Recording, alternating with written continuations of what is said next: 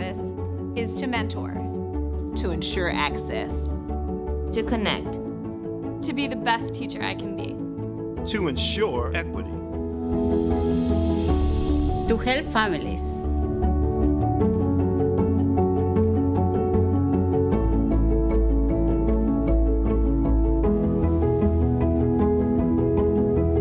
My purpose is to educate all students. to broaden understanding, to teach empathy, to work for every student, to model resilience, to answer every question, to learn and teach new technology,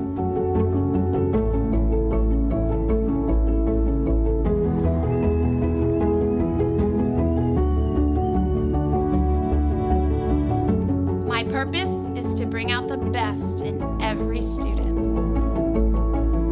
to teach sportsmanship, to get the students to school safely, to teach skills for life, to learn from my mistakes, to inspire students to seek more.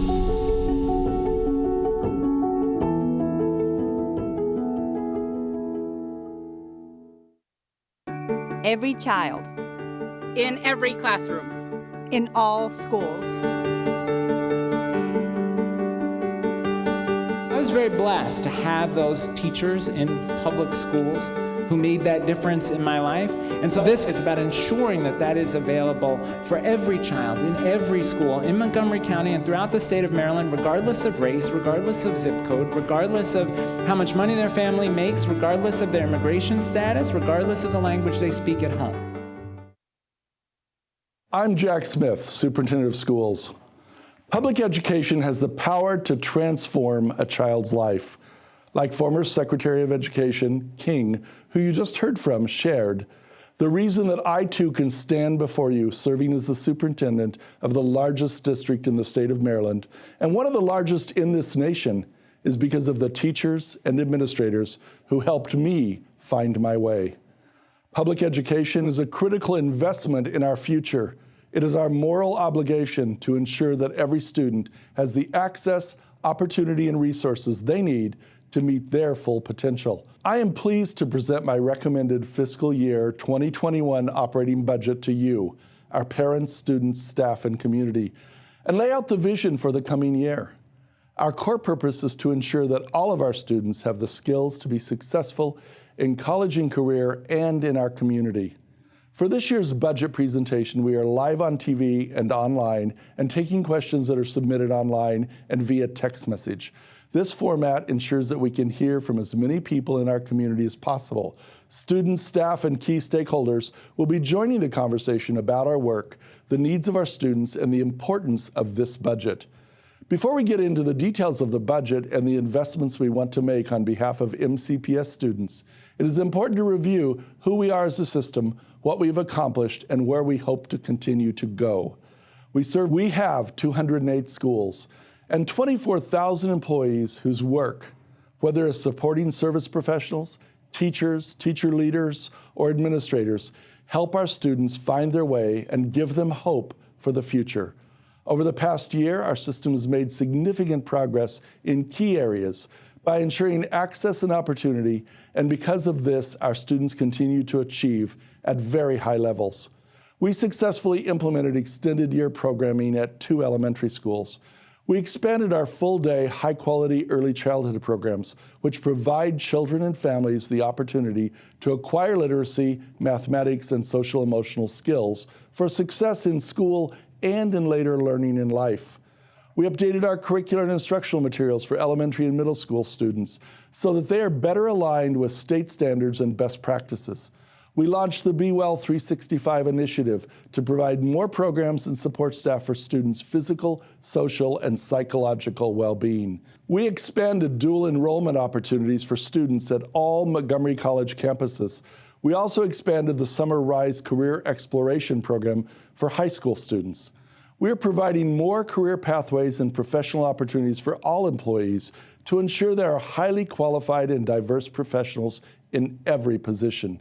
And we have strengthened school safety and student security with facility enhancements, improved background checks, and additional supervision.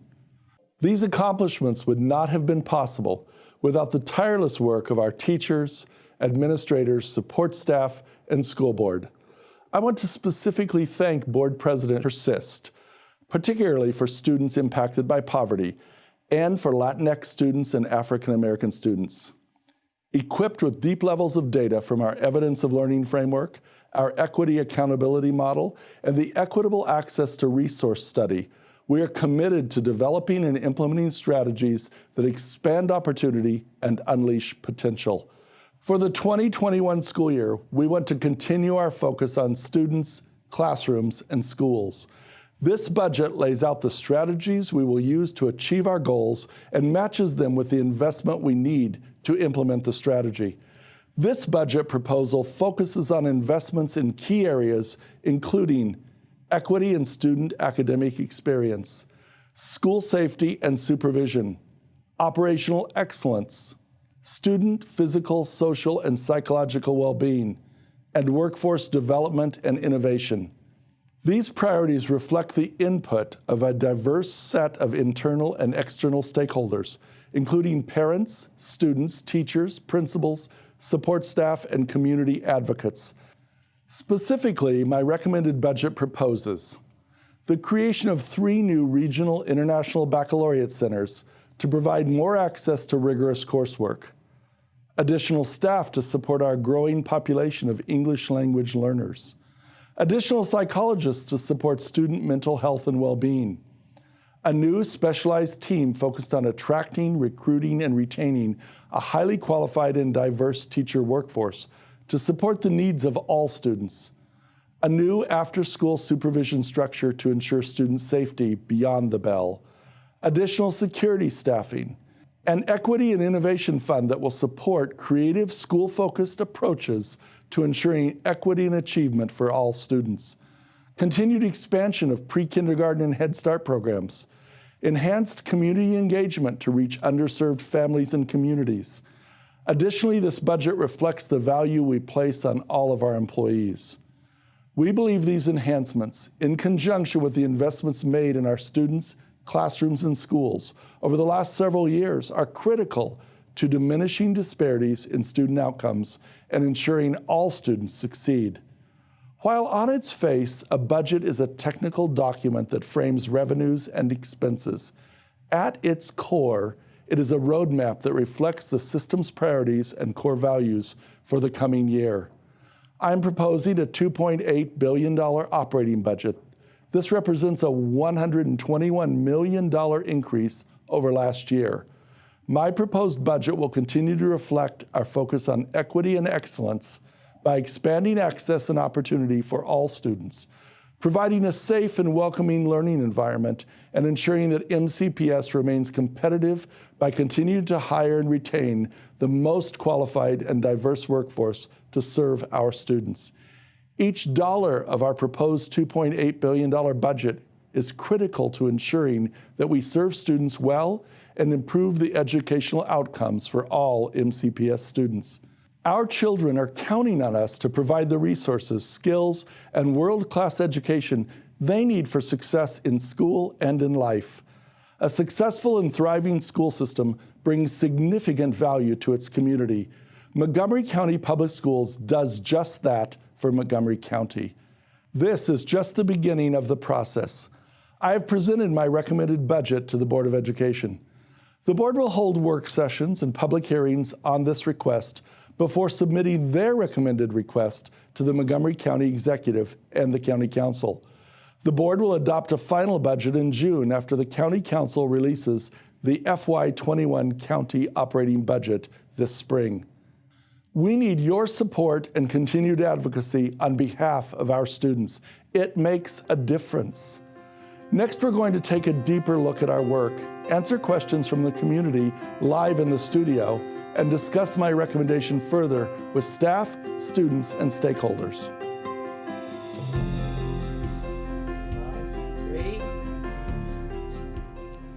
Welcome and thank you for joining us for an important conversation about the recommended operating budget for fiscal year 2021. I'm Jack Smith, Superintendent of Schools, and joining me as co-host of tonight's conversation is Dr. Monifa McKnight, Deputy Superintendent. We are live and taking questions. You can submit your questions online through the MCPS website, www.mcpssubmitquestions.org. That's MCPS Submit Question, all one word, .org, or you can text us your questions at 724-427-5445. That number again, 724-427-5445. We've already received a number of questions from members of the MCPS community. To help answer your questions, we will invite our colleagues, along with students and community members, to discuss our efforts and ongoing initiatives. If you're just joining us and didn't catch the summary video where we talk about who we are as a system, what we have accomplished over the past year, and what's ahead, this conversation will provide an opportunity for us to take a closer look at the recommendation. For fiscal year 2021, we are recommending an operating budget of more than $2.8 billion. This is a $121 million increase over the current operating budget. The operating budget is a roadmap that reflects our priorities and core values. And as we discuss the recommendation tonight, it's our hope that you will see a clear path and picture for how MCPS will continue its focus on students, classrooms, and schools. The recommended operating budget lays out the strategies we will use to achieve our goals and matches them with the investment we need to implement that strategy. Dr. McKnight, let's jump right into a conversation about our key priorities and focus areas for the coming year. Thank you, Dr. Smith. Our mission is to ensure all students have the academic, creative problem solving, and social emotional skills to be successful in college and career. And our core purpose is to prepare all students to thrive in their future. All is a key word in this equation. MCPS has a long history of achievement for many of its students, but not all. While we've made significant progress in narrowing opportunity gaps, data continues to show disparities in academic outcomes for our students of color and students in poverty. Our work is to ensure that every student in every classroom, in every school, has the access and opportunity they need to meet their potential and be ready to thrive in college, career, and in the community. Throughout our conversation this evening, we will invite various staff and stakeholders to join in the conversation and help answer questions we receive from you, our viewers and members of the community. Dr. Smith, there's been a tremendous amount of work taking place in our district to ensure all means all. In your overview video, you touch upon some of that work and other key investments we are making on behalf of our students. Can you share some highlights with our community? Absolutely. The first thing I think I have to talk about is growth in Montgomery County. Just in the 3.5 years I've been here, this is my 4th year in the system, we have added 8,820 students. In the last 11 years, we have added almost 25,000 students. That level of growth requires that we add administrators, teachers, and support professionals every year, and those additions are in this budget for this year as we added almost 2,600 students just this year alone.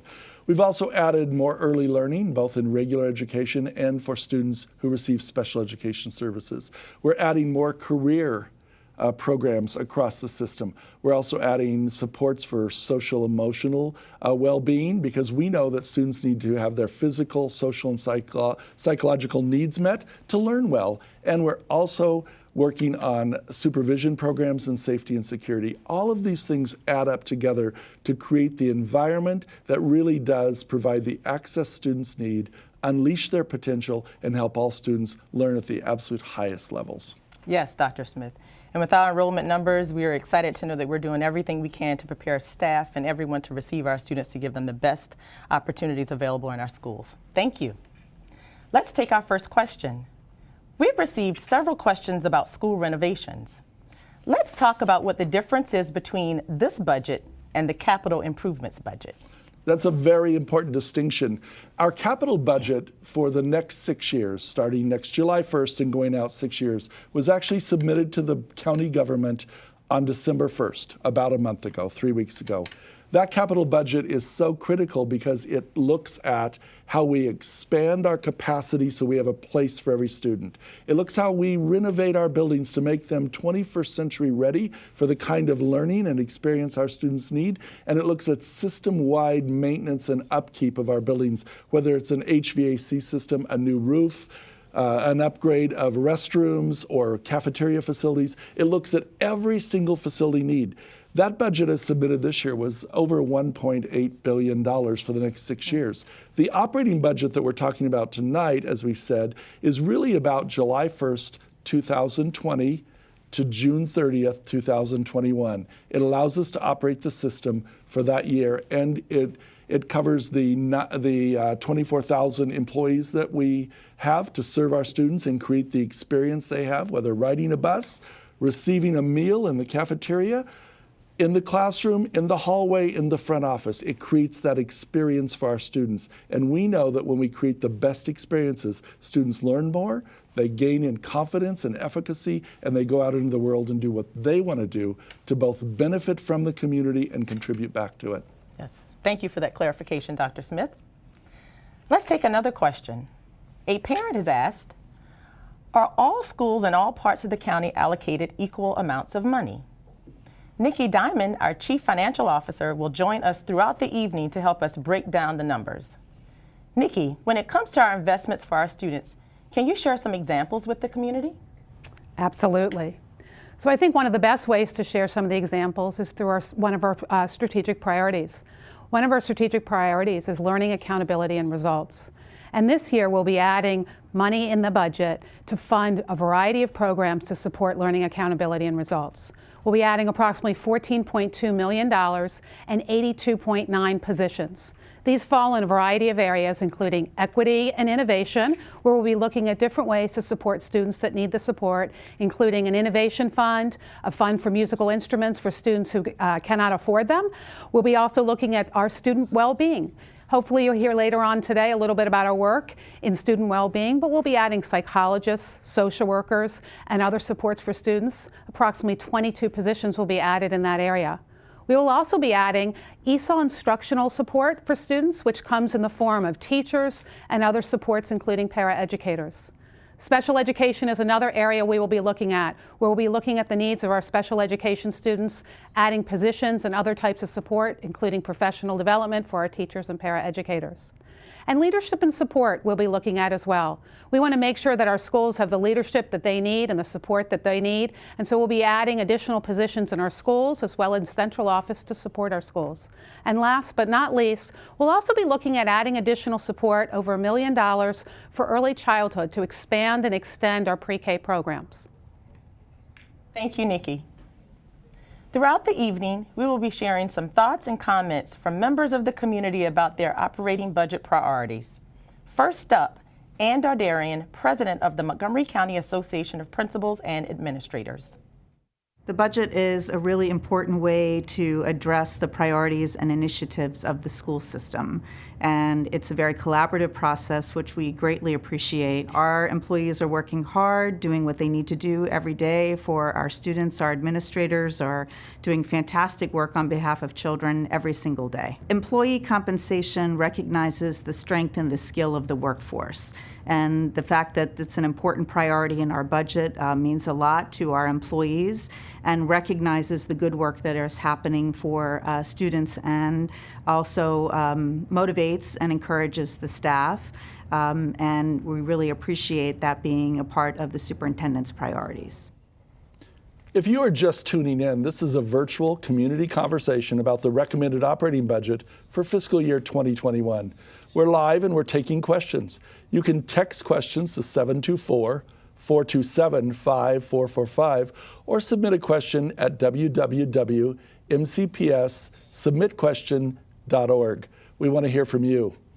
I have the opportunity to meet and hear from thousands of students from across the county. I am so fortunate to hear from our students, and tonight we want to thank Hunter for joining us here in the studio to hear what your peers are saying at Montgomery Blair High School and across the county about what students want to see happen in our system. I understand you have questions, Hunter, from students tonight. I do. Thank you so much for having me on the show tonight. Good to have you here.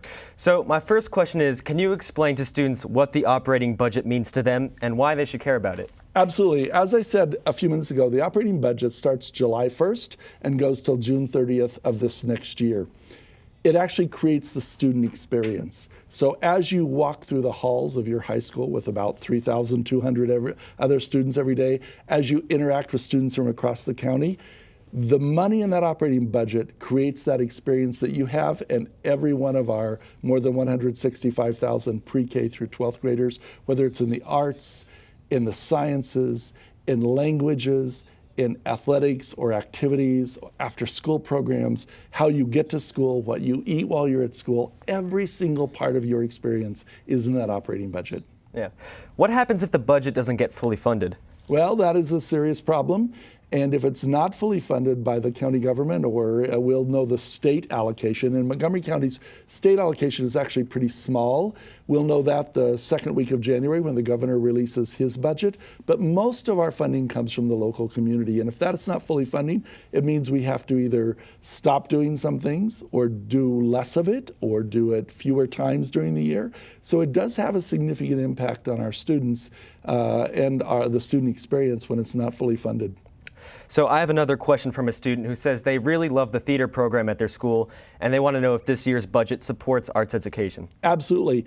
Every year through the growth we have, we add teachers, and we add teachers and staff members and administrators, support staff, after school programs to meet that growth. We also build on the programs we have. And so, for example, we've been doing an arts partnership with Strathmore for the last few years, and we continue to build that program out. But the arts are critically important. They provide a part of the student experience that all students experience and that some students go very deeply into, like many of your peers. Are you going to add more career readiness programs like the one that's going to be implemented at Seneca Valley at other high schools? Absolutely. Seneca Valley will be a very large hub, as is the Wheaton-Edison complex.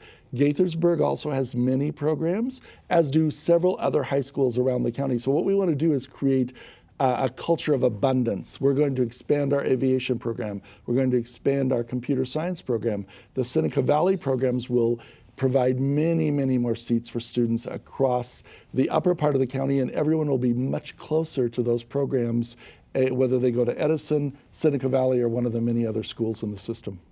We also have a video question from a student, so let's take a look. Excellent. We know that schools with higher farms rates tend to have higher teacher turnover rates and teachers that have less teaching experience. What are we doing as a school system to promote better teachers and more experienced teachers in the schools that need them most? What a great question. I know Zoe. She's one of those students I've met and got to know in the last few years, and I'm not surprised by the complexity and the nuance of her question. It's a very important question in our nation, in our state, and in our community.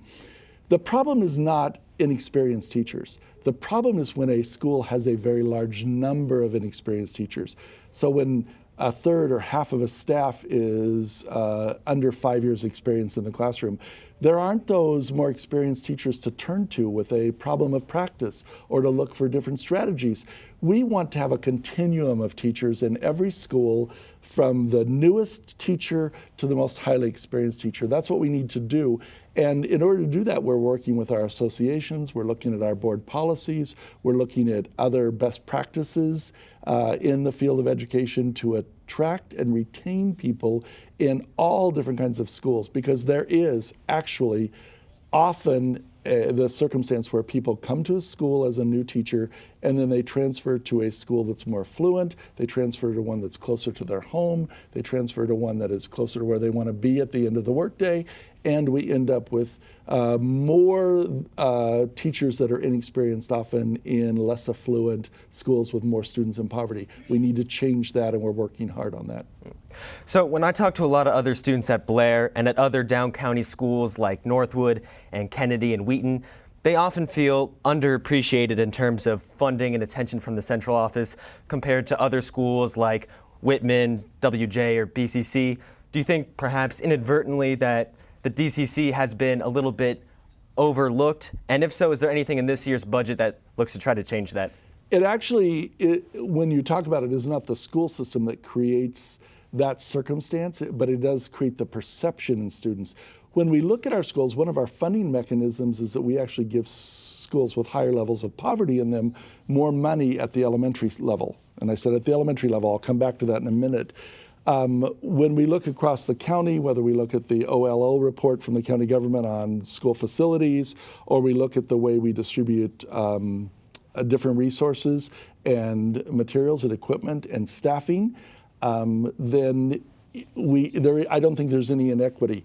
There is, however, the opportunity in some communities in our county where the community provides more through a foundation or a PTA. And we actually are working on a plan that will launch right after the 1st of January to try to bring some level of equity and to level that more so that our schools that don't have as much affluence in that community surrounding that school have access to more enrichment activities and more cultural activities in their school and field trips and those sorts of things, because that is a very real perception. It is a problem. When I said elementary schools, actually many of the schools in the Down County Consortium and other parts of the county get more money than their more affluent peers in other schools. What we need to look at in the coming years, what happens at the middle school and high school level in those areas, because we don't have the same sorts of set formulas. And one of the findings in our resource allocation study that we did last year is that while the elementary, there is a considerable difference in the funding, that funding has more variation at the middle school and high school level. We'll be taking a close look at that this year. Thank you so much, Hunter. I know that you have a lot of experience in this field, and I wish you all the best as you pursue media and this sort of production. I would have to say I think you're better at it than I am, and I appreciate you being here tonight very much. I know you could be somewhere else. Thank you. So we are going to take a quick break, and we'll be back to continue this important conversation on the fiscal year 2021 recommended operating budget. Thank you so much for being here. Here are a couple of pedestrian safety reminders. Be predictable. Follow the rules of the road and obey signals and signs. Be visible. Wear bright clothing and reflective materials. Use a flashlight if it's dark. And most importantly, be safe. Be seen. Here are a couple of pedestrian safety reminders. Use sidewalks. If there is no sidewalk, walk towards traffic as far to the side as possible. Use crosswalks. If there is no crosswalk, look for a well-lit area where you can have the best view of traffic. And most importantly, be safe. Be seen. Here are a couple of pedestrian safety reminders. Keep alert. Don't be distracted by electronics that take your eyes or ears off the road. Be careful at bus stops. Wait several feet back away from traffic. And most importantly, be safe. Be seen. Here are a couple of pedestrian safety reminders. Never assume drivers see you. Make eye contact as they approach. Watch for cars. Not just on the road, but pulling out of driveways and parking lots too. And most importantly, be safe. Be seen.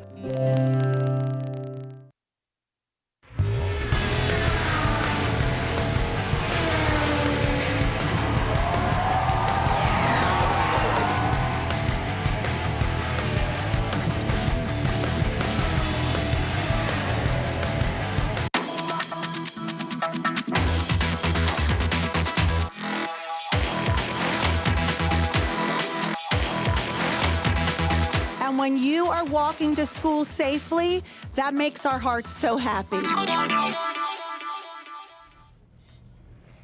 If you are just tuning in, this is a virtual community conversation about the recommended operating budget for fiscal year 2021. We are live and we are taking your questions. You can text questions to 724-427-5445 or submit a question via www.mcpssubmitquestion.org.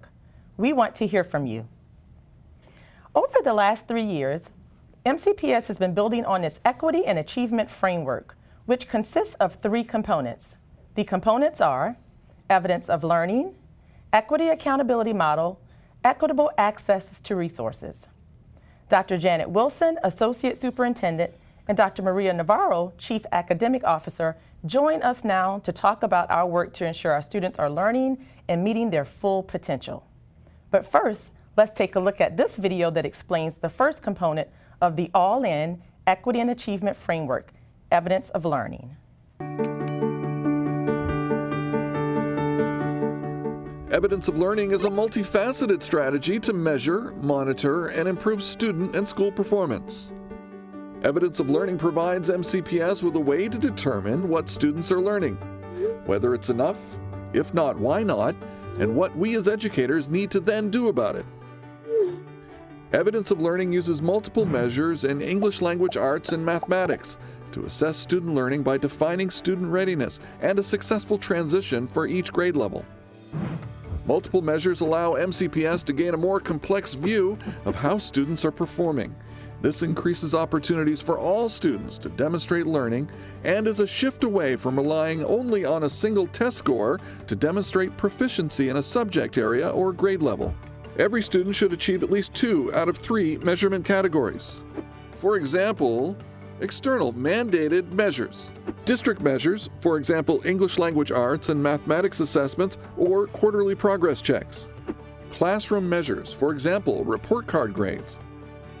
Using external, district, and classroom measures, educators can determine a student's readiness for the next grade or level, and generally, proficiency in 2 of 3 of these categories indicates that readiness. You just saw a video on evidence of learning, which is the foundation of our framework.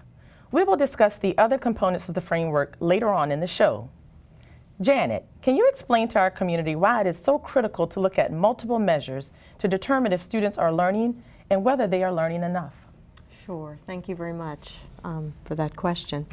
First of all, this is at the heart of teaching and learning. It is essential that we understand what our students are what they know and are able to do. It really is an equity issue when we pull in data and we look at data across the district for each and every one of our students in our evidence of learning framework.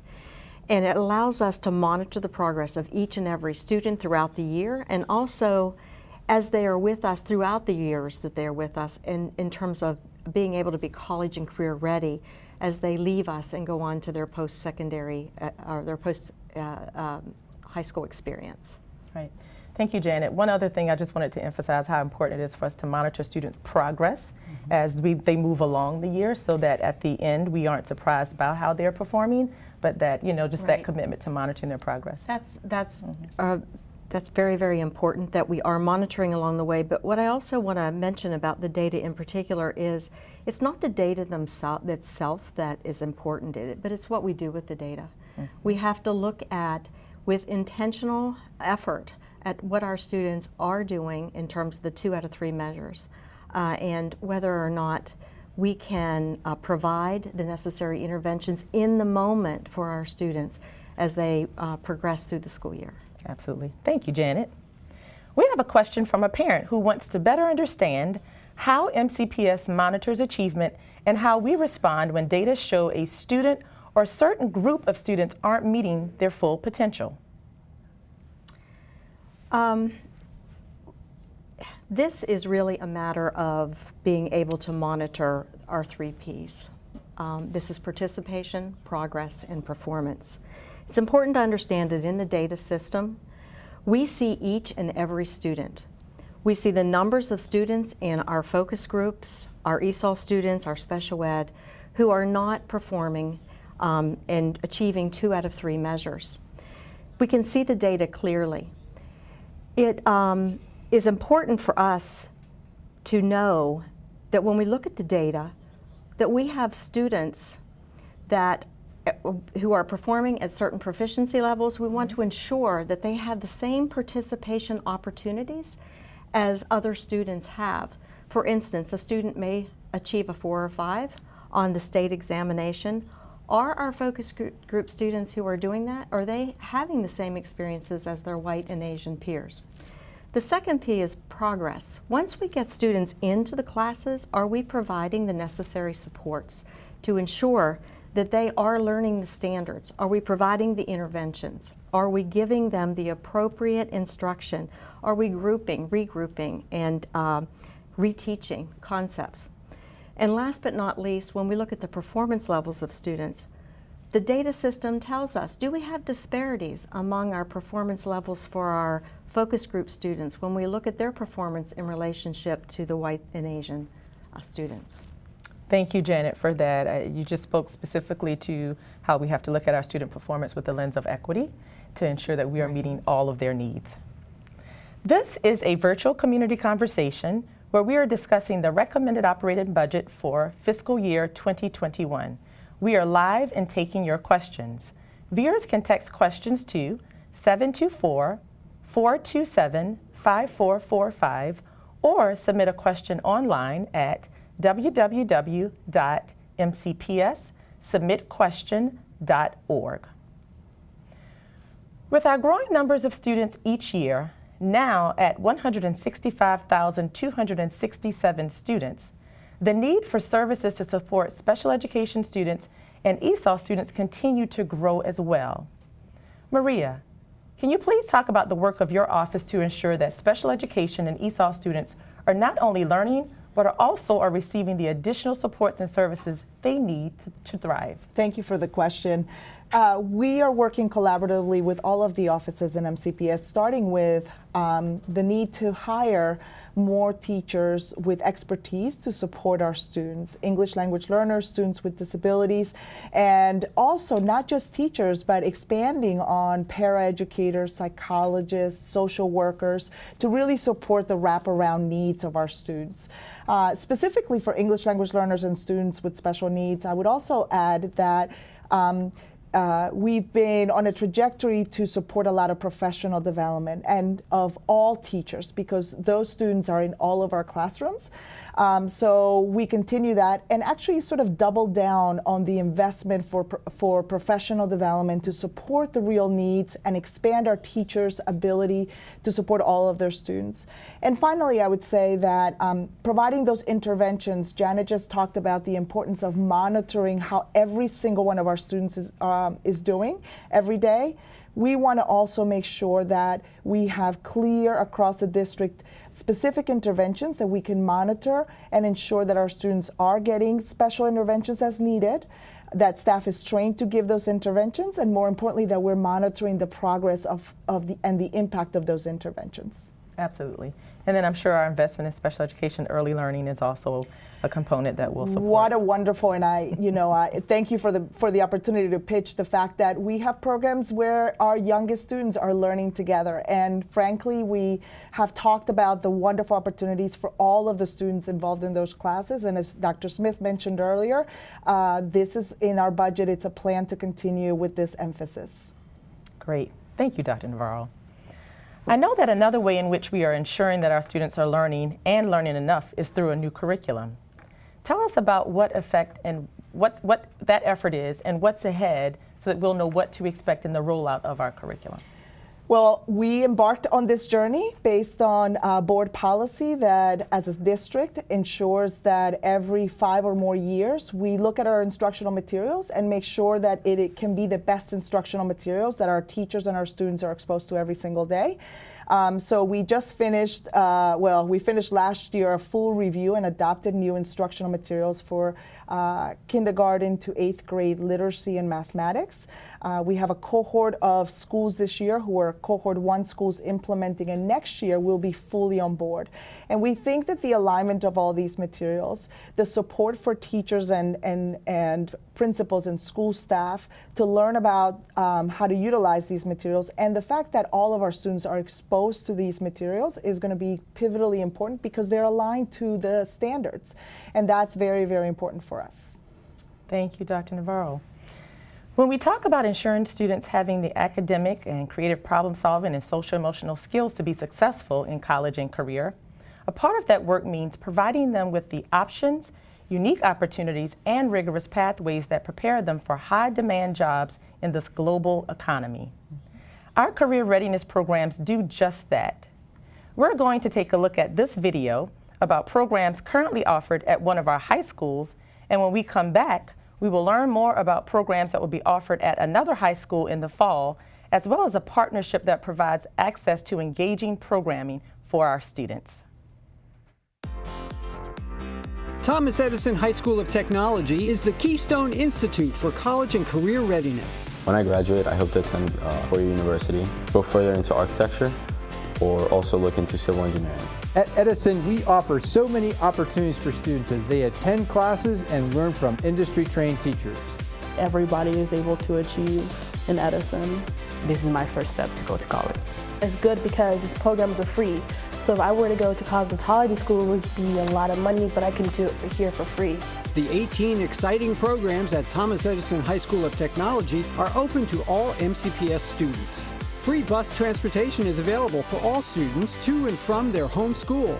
So while you get to dive deep into the courses you've chosen at Edison, you can still participate in all the extracurricular activities at your home school, including the exciting arts and athletic events that happen throughout the year. College and career readiness. That's our focus at Thomas Edison High School of Technology. Our students can earn college credit, industry certification, and even begin an apprenticeship in high school. It's a good choice for me to start off my future in plumbing. I want to get definitely a degree in nursing, and I want to look into sonogram technology. The opportunities at Edison give you a chance to see what a career in graphic design, automotive technology, or healthcare is like at no cost. Identifying a career you will truly love before starting college can save you a lot of money.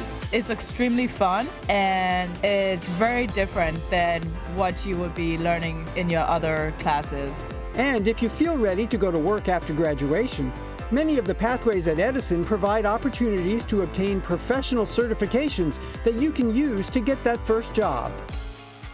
It gives students opportunity to learn things that they probably wouldn't learn in their normal school, and everybody here will walk out with something so that they can go off and have a real job. We get opportunities that you don't get in any other school. We get to do Skills USA, which is an amazing competition where we get to learn a lot about ourselves. The Skills USA competitions are exciting and competitive events that help you excel in your field. Competitions begin locally and continue to state and national levels. Skills USA makes students career-ready, productive, and promotable. You work with people that is not from your high school, that is from other high schools, and you interact with them. Get started by taking a tour. Our student tour guides will tell you what Edison is all about. Then visit your homeschool counselor and fill out an application, or fill out an application online. Start preparing for your future at Thomas Edison High School of Technology, the Keystone Institute for College and Career Readiness in Montgomery County. We know that learning involves so much more than just the curriculum. It is ensuring students have access to unique and rigorous programs that match their interests, talents, and skills. Please welcome Mark Cohen, principal of Seneca Valley High School, and Carl Lesser, founder and executive director of the Kid Museum, to the table. When Seneca Valley High School opens its new building in August, it will be the largest school in the state of Maryland and will have a multitude of high-demand pathways that give students an early edge in preparing for life after high school. Mark, tell us about what's in store for students who will attend the school. I'd love to. Good evening. Thanks for allowing me here to celebrate the amazing students and staff of our community. Seneca Valley has had a very long and rich tradition of success for decades. But we are incredibly excited as we launch the new Seneca Valley 2.0 next year to introduce career-related programs that are going to take our kids to the next level.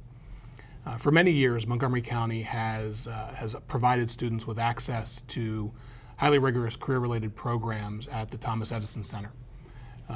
One of the barriers for our students in the Up-County region, though, has been the distance and the amount of time that it takes for those students to get to Edison. Many times our students have to spend upwards of an hour on a school bus, giving up opportunities to take other classes that they may need or that they may be interested in.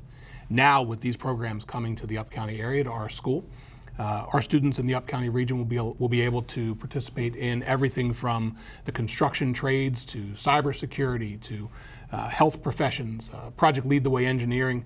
Really, there are so many incredible opportunities that are available to our students, and we're excited to see them launch. What's most interesting, I think, about these programs is their attachment to our business partners, to the local community that has committed to providing our students access to apprenticeships and to internships that augment the curriculum. And at the end of each program, once the students have completed their course of study, they'll have the opportunity to take a credentialing exam, which means when they leave high school, they'll have more than just a high school diploma. They'll have the credentials that they may have needed 2 years of community college to earn. It'll make them immediately more marketable in the work community and more ready to access the curriculum that may be available if they choose to go to a college.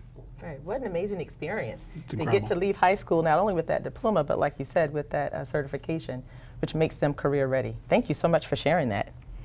Cara, we know that the work of preparing our students for the future, it really starts today with hands-on, innovative learning experiences that spark interest in STEAM. The partnerships that the district has with Kid Museum has grown over many years. Tell us about Kid Museum and the programs that you offer. Sure. Thank you for having us as part of this discussion as well. We are really about taking the work that's being described with Seneca Valley and starting it much earlier. Getting kids engaged at the youngest age possible to see their capability as learners and to spark that skill development alongside the mindset of kids as creative problem solvers and building that as they go. So we have deep programs at the 2nd and 3rd grade level where kids are learning robotics, they're learning creative problem solving and engineering, and then we're bringing it through at the middle school level. We have a deep program called Invention Studio where students are coming to Kid Museum for 5 visits, 2 hours at a time, so a very deep hands-on experiential learning where kids are learning about design engineering, fabrication, electronics, coding, and it's all in service of equipping them to design and create their own inventions. They're participating in a year-long challenge then where they're creating their own ideas about how to protect the planet. So it's a building of engagement, STEM learning, but integrating creative problem solving, agency, and empathy to apply those skills to make a difference in the world. Awesome. Thank you for being a great partner with us. I also understand that Kid Museum provides professional learning opportunities for our staff.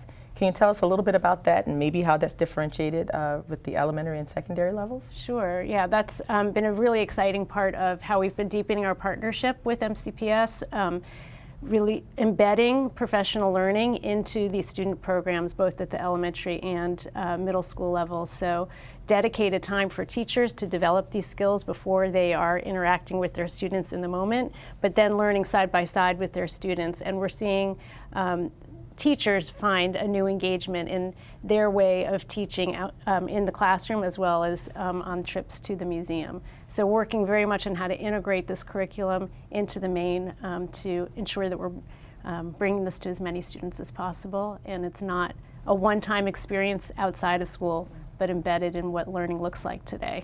Absolutely. I know our teachers appreciate that. So thank you, Mark and Cara, for the work you are doing to ensure MCPS students thrive and are prepared to excel in college and career. This is a virtual community conversation where we are discussing the recommended operating budget for fiscal year 2021. We are live and taking your questions. Viewers can text questions to 724-427-5445 or submit a question online at www.mcpssubmitquestion.org. At MCPS, we are committed to the academic success and to the physical, social, and psychological well-being of every one of our students. Student learning is our purpose, and we know that students perform better academically when they are healthy in body, mind, and spirit. The two go hand in hand to produce young people who are successful in school and in life. So next, Dr. Smith will talk about the importance of the Be Well 365 initiative, along with Rochelle Rubin, Associate Superintendent. First, let's take a look at this video on mindfulness, which is a key component of wellness.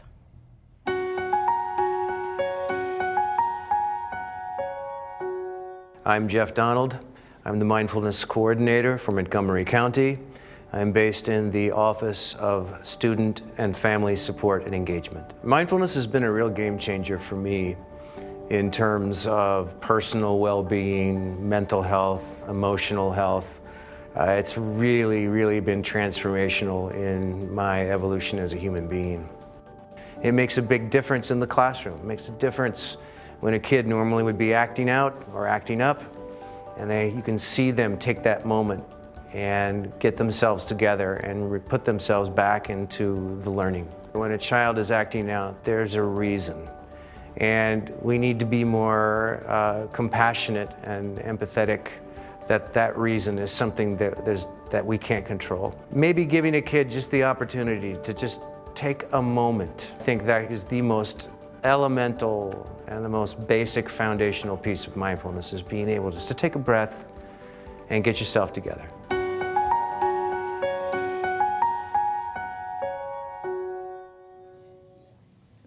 Hi, Rochelle, and welcome. Can you talk to us tonight about Be Well 365, what it is, why it's so important, and how it supports the students in our school district? Sure. Thank you, Dr. Smith.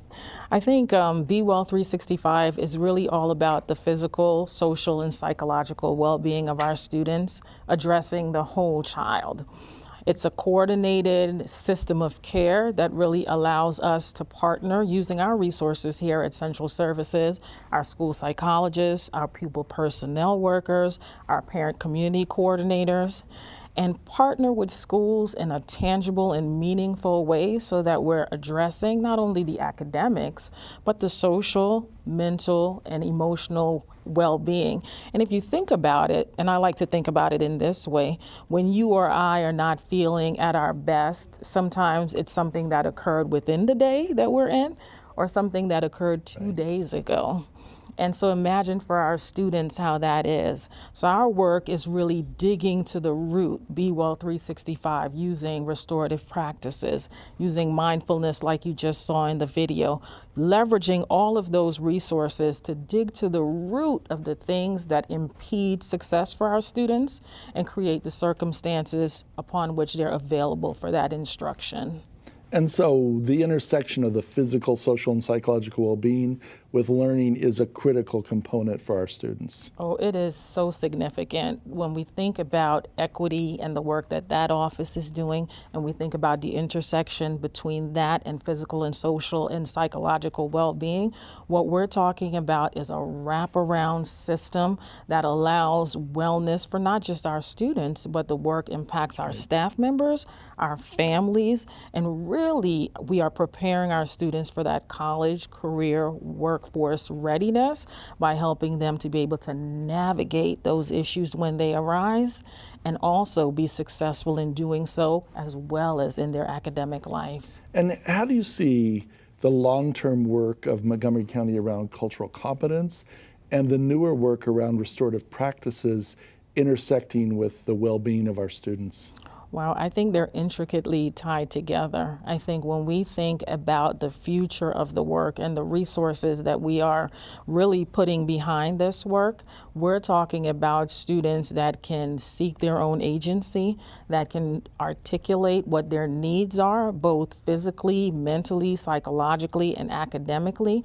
We're talking about staff members being able to build those solid foundational relationships with students and families.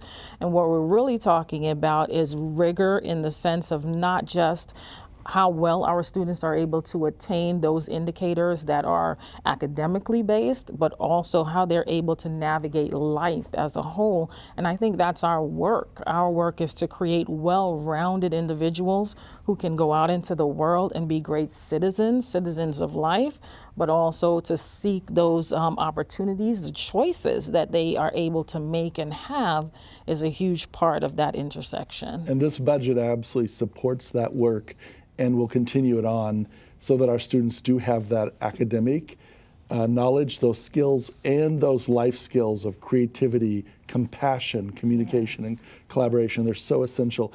I know that you and the literally hundreds and hundreds, actually thousands of counselors and psychologists, pupil personnel workers, parent community coordinators, and many others come together to work with teachers and support professionals on behalf of our students. I know that work's getting done. I really want to thank you, Rochelle, and please express my appreciation to all of the staff members that you work with every day for what you're doing right now. Thank you, Dr. Thank you so much. If you're just tuning in, this is a virtual community conversation about the recommended operating budget for fiscal year 2021. We're live and taking questions. You can text to 724-427-5445 or submit a question via www.mcps-submitquestion.org. We want to hear from you. We're going to shift the discussion now to our next focus area of the recommended operating budget, classrooms. A significant part of the discussion will focus on our effort to hire and retain a highly qualified, diverse workforce to meet our students' needs. Let's take a look at a video. Guided by the core values of learning, respect, excellence, equity, and relationships, and known for its long history of high-achieving students, Montgomery County Public Schools is the 14th largest school system in the United States and the largest school system in Maryland. It's also one of the most diverse school systems in one of the most diverse communities in the country. We know that passionate, dedicated educators are key to student success. Research also shows that teachers from diverse backgrounds can make a significant positive impact on outcomes for students of color. That's why we are committed to recruiting a workforce that is more reflective of our rich and diverse student population. MCPS is looking for highly qualified, culturally proficient teachers with diverse backgrounds, experiences, and perspectives to help shape and inspire the next generation of leaders. Great teachers like you are in high demand. We know that you can teach anywhere. So why MCPS? As a teacher with MCPS, you'll be in good company. Here's what some of our current teachers have to say. This job gets really hard, but I can't imagine doing anything else. I love my kids more than anything. And I guess this is the only place that I really feel like I'm making a difference. If you're a teacher and you love this, you have all the supports for you to grow as a professional. So I think Montgomery MCPS is a great option for you as a professional. Here I have a lot of support, a lot of resources. I really like the fact that we have to plan together as a cohort. I feel like as a professional, I feel like I can actually do the work I'm supposed to do here because of all those things that I have. MCPS is focused on bringing the best and brightest into our school system. You'll be in great company among professionals who receive many supports and learning opportunities afforded to all teachers. We believe in the professional growth and the development of all of our employees, and especially our new educators. We believe that they are assets for our county and for our children, and if we can treat them with respect and we treat them as professionals and we support them from the very first day, I think it sets a tone for their professional career moving forward. I feel very confident that I made the right choice to select this district to continue my teaching career. Our students value great teachers. We know because we asked. And I think going to college has really made me look back and think that there's no way I would be where I am without every single solitary teacher. So I think it all boils down to just saying thank you. I would like to thank you for the push and the motivation that you gave me. Thank you. So you can teach anywhere. Make it MCPS. If you'd like to make a difference and are passionate about working with other dedicated and skilled educators, go to www.mcpscareers.org and take the first steps to becoming a part of the MCPS team. We hope to welcome you soon. This is a virtual community conversation where we're discussing the recommended operating budget for fiscal year 2021. We're taking questions live. Viewers can text to 724-427-5445 or submit a question online at www.mcps-submitquestion.org. Our classrooms are the heart of this school district. I have visited hundreds of classrooms in all 208 schools in the 3.5 years I've served as superintendent. When I walk into a classroom, whether a pre-kindergarten class or a 12th grade class, I see so many of our teachers fully engaged with students. We need to see that in every classroom every day. Teachers help create a positive, safe, and inclusive climate that promotes student engagement. It's imperative that a teacher communicates messages of high expectations and hope to motivate all of our students. That's why it is so crucial that we continue our efforts to hire and retain the most qualified and diverse workforce possible to serve our students. Our district experiences such high levels of success because of the hard work and commitment of our exceptional staff. Data show that MCPS maintains a teaching staff that is among the most educated and experienced in this nation. If we want to achieve even greater levels of success, we must attract, recruit, and keep the very best teachers, administrators, and support professionals in our schools. And that's why this budget recommendation includes significant funds to support our workforce development, diversity, and retention work. I'm excited about our plans to expand pathways for our supporting service employees, increase support for new teachers, and much, much more. Joining me at the table for a discussion on hiring and teacher excellence is Dana Edwards, Director of Certification and Staffing, and Madeline Hannington, the 2019 Montgomery County Public Schools Teacher of the Year. Welcome. Glad you're here. Thank you. Dana, tell us about the work and the challenges that go into recruiting and retaining a highly qualified and diverse teaching staff. Parents have been asking how this budget will support hiring and retaining that highly experienced staff. Dr. Smith, with over 165,000 students in MCPS, we must actively recruit every day in every venue that we're in. Across America, we know that there is a drastic reduction in our education programs in our colleges and universities, and an even lower number of African American and Hispanic candidates going into those programs. So for us, it's important that we look internally. Within MCPS, we have over 10,000 employees in our supporting services realm who are our most talented, most diverse employees that we have. We need to be able to nurture those employees, to be able to give them the opportunities to take the skills and talents they already have. They're already working and servicing students to come into the teaching workforce.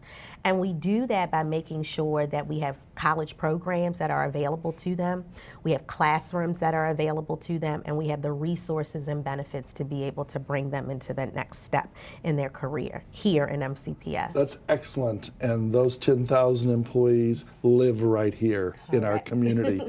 So you mentioned that pathway program. It's an area of continued focus for this budget. Let's take a look at this video that highlights the support we are providing support professionals who desire to become MCPS teachers. I'm an ESOL paraeducator. I can definitely relate to my students because I'm a former ESOL student, and I understand the struggle, and I tried helping them in a way that my mentors, my teachers helped me. It was a great opportunity to realize that I could go from a paraeducator to a teacher, and then if I ever wanted to, possibly go into administration. I was finishing my undergrad when I got my paraeducator position, so I still didn't have my degree yet. So I still wasn't quite sure what kind of teacher I wanted to be.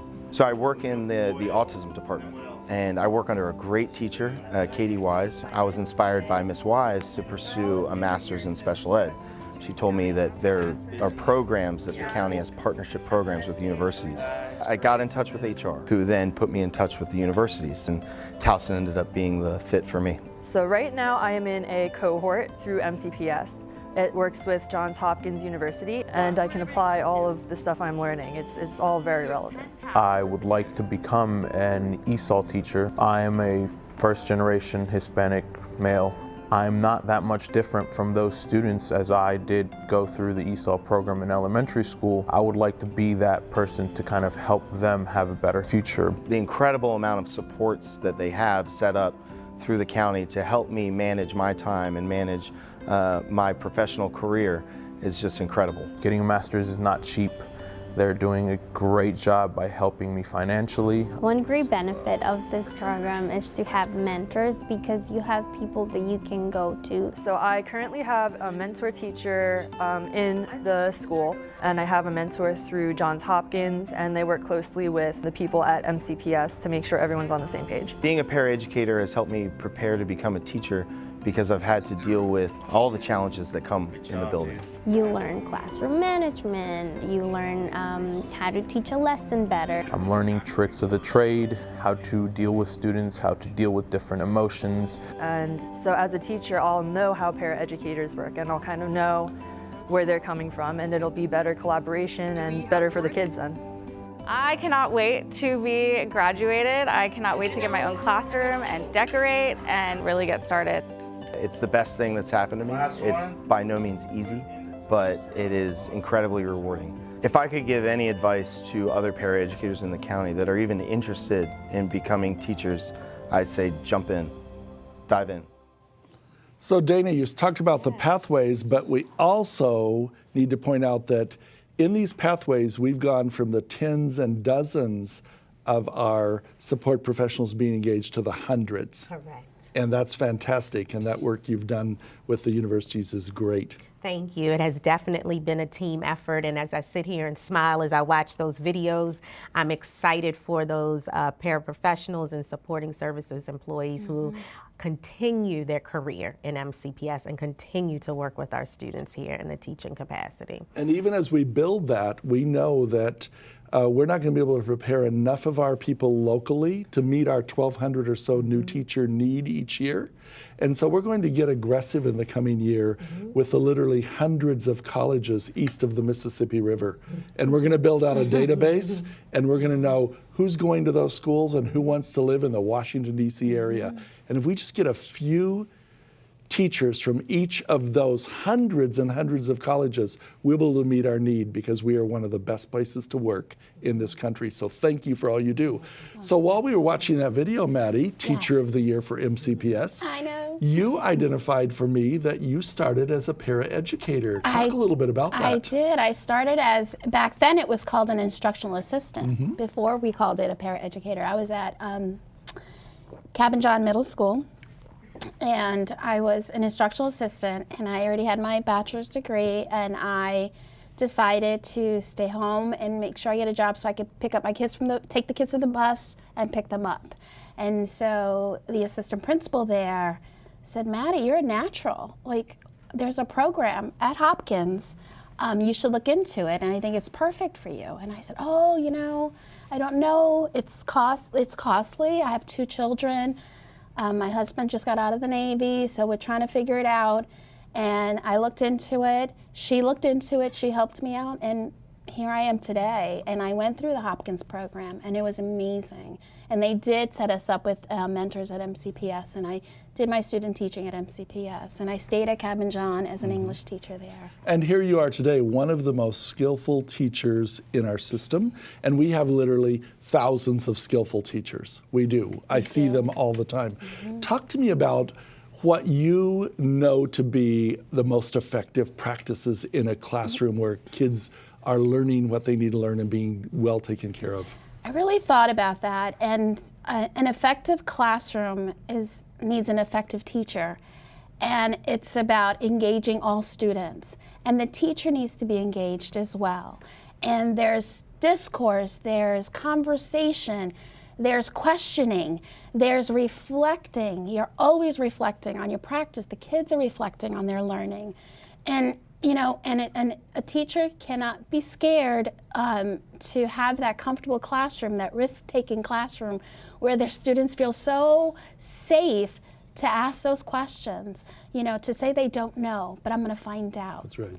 And I think that's what an effective classroom is. It's also so important that people understand that it's okay not to know the answer or to be wrong. It's about correcting the misunderstanding, the things we don't know, not about being perfect. So one more question I have to ask you, because I think this is something that you have really keyed in on. We've had many conversations now this year. High expectations for every student. How does that affect equity, excellence, and everything we're about in Montgomery County Public Schools? You know, it's key. I think every child that walks into a school building has to know the endless possibilities in front of them, and that we're there to guide and to support and to help them.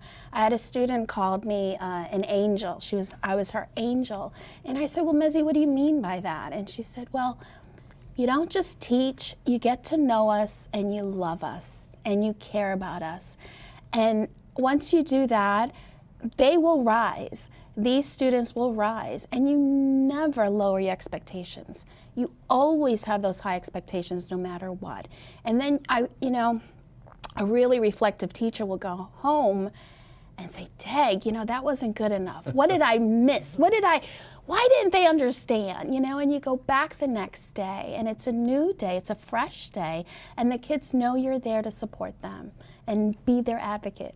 and be their angel. They will rise. Yeah, That they says will it all. rise. Thank you so much, Maddie. Thank you for having me. Great to see you. Congratulations on being the Montgomery County Teacher of the Year for 2019. And Dana, thank you for all you do to make sure that all of our classrooms and all of our schools are filled with individuals like Maddie Haddington. Yes. So really appreciate it. Thank you. Next, we've heard from many members of our community about the need for MCPS to ensure that every student has access to effective teaching and diverse teachers. Let's take a look at MCPS Spotlight on the call to action from the Black and Brown Coalition.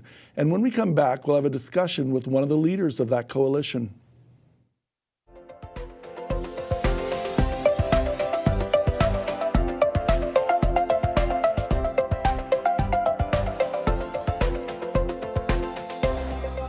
And welcome to MCPS Spotlight. We're here at Gaithersburg High School, where community members have been invited to discuss ways to achieve educational equity in MCPS. Let's check it out. Hi Byron, how are you? Hi, how are you? Good. We're here with Byron John, Chair of the NAACP Montgomery County Education Committee. Byron, thank you so much for being here. I really appreciate thank you, and we are glad that we could have this event on such a momentous occasion, and to get both Black and Brown communities together. It's going to be extraordinary. So tell me about tonight's event. Well, this event is really the culmination of 6 months worth of work as a result of the work that MCPS and the board did around equity and educational resources.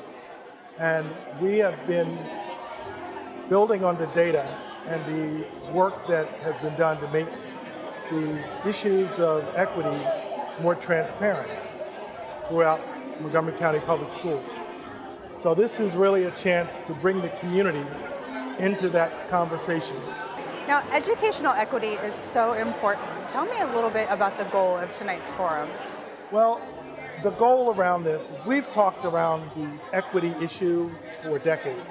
It's been very anecdotal, but honestly, the data that has been presented by MCPS has been irrefutable, and it is one that demands change.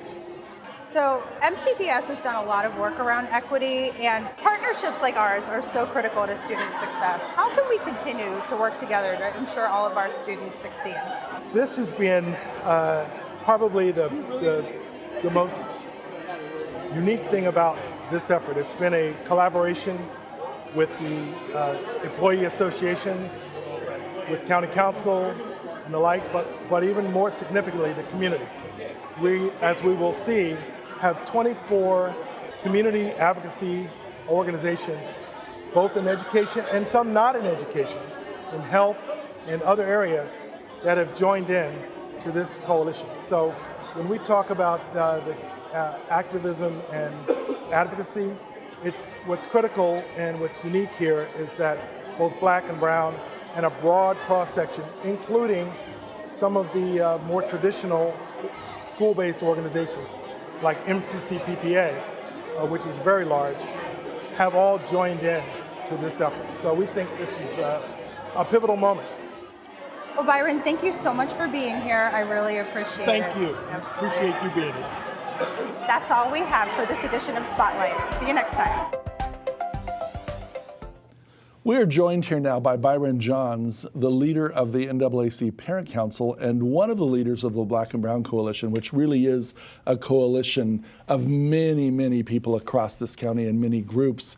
One of the main asks of the coalition is that all students, particularly Black and Brown students, have access to effective teaching and diverse teachers. And these teachers must be supported to succeed. Byron, what are some of the recommendations from the coalition on how to address this, and why do you believe this is so critical for our students' success? Good. Well, thank you, Dr. Smith and Dr. McKnight, for having me here. Let me start with the second part of your question, which is, why do I think it's so important? First off, being a part of this budget, this budget really reflects the priority that we as a community have on equity and the policy around that. So this is a critically important component. Montgomery County Public Schools has over 50% of its students are Black and Brown. And while as a district and wide, we're very high performing across the nation. It hasn't served all of our students as well as it could. And so part of our need, and this was really revealed in the equity resource analysis that was done earlier this year, is that we need to find ways to not only how much we spend, but how well we spend those resources. And that is going to be kind of why this is so critical. In terms of the particular asks that the coalition presented earlier, really focuses around teachers and school leaders, but particularly to your question around the teachers, there really were 4 components that we looked at. One is to address remove any systemic barriers that disadvantage Black and brown students. We are asking and looking for the strategic hiring, recruiting and hiring of diverse and highly skilled teachers for the schools across the county. Secondly was really to create incentives to both recruit and retain those highly effective teachers in the schools that have the greatest needs. And that's when one of the points that was made, there is a disparity that is we're looking to remove with this budget. And Absolutely.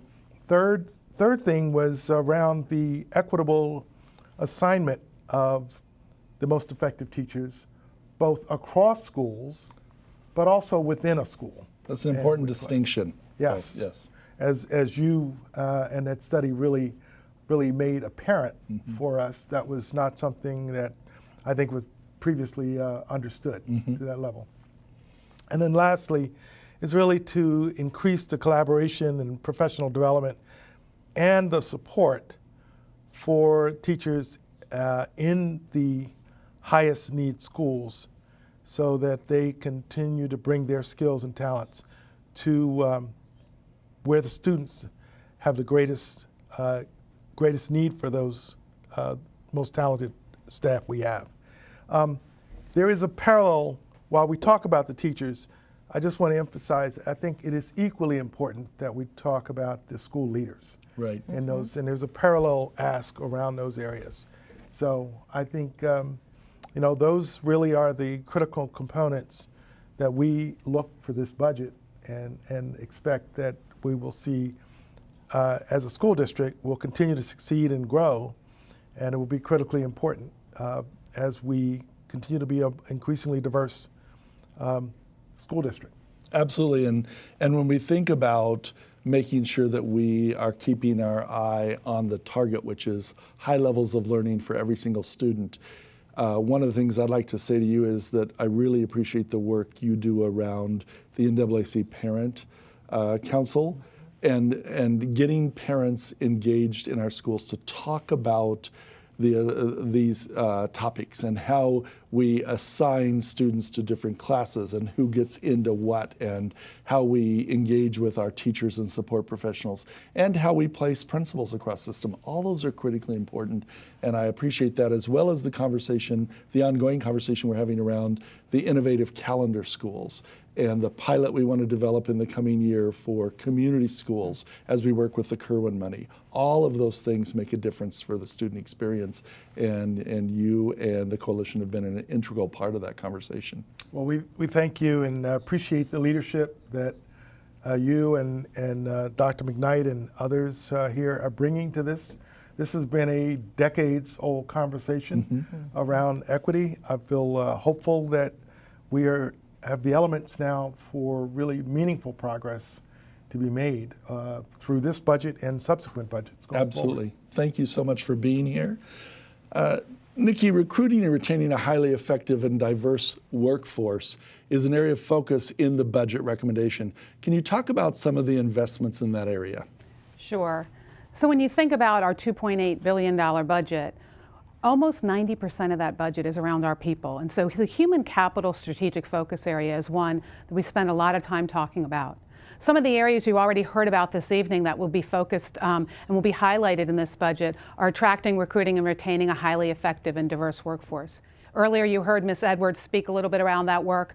The work is around making sure that we attract and recruit, and you heard about some of the efforts we'll be doing there. But it's also about retaining that workforce. We want to make sure that our highly effective teachers, leaders, and support staff stay with us and they learn and grow with us as an organization. And the way you do that is through having competitive salaries as well as having excellent benefits. And so that's part of the work that we continue to do as we work with all of our leaders, as we work with our teachers, and as we work with our support staff.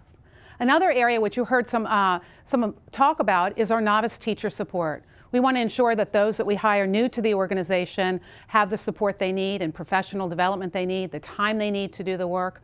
We have an excellent program that exists within our consulting teacher program, but we need to expand that to address our growing workforce. We also want to do additional work to make sure that we're giving the support and professional development to all of our novice teachers.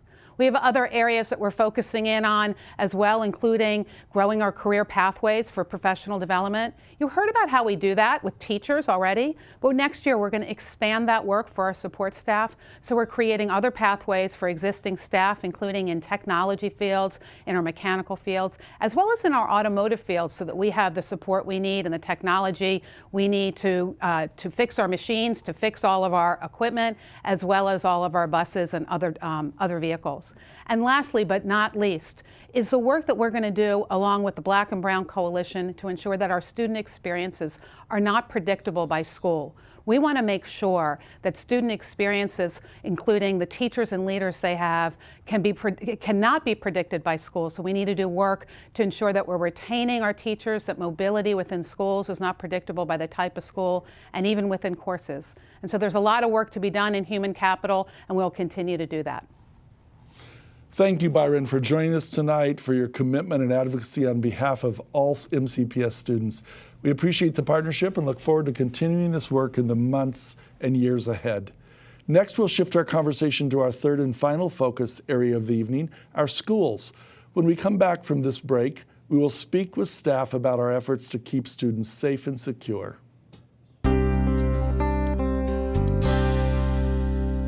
Every school is required to have all doors locked, with visitors only permitted access through the main entrance. Each building will have an access control system to monitor visitors. These systems are currently being upgraded at all schools.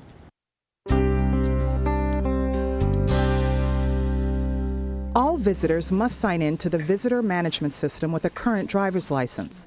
The system then searches the Maryland and National Sex Offender Registries before allowing the visitor to proceed inside the building.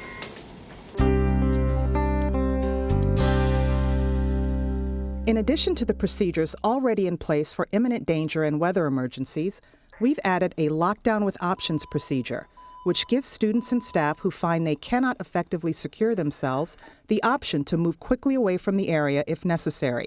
This is a part of the Maryland Safe to Learn Act of 2018.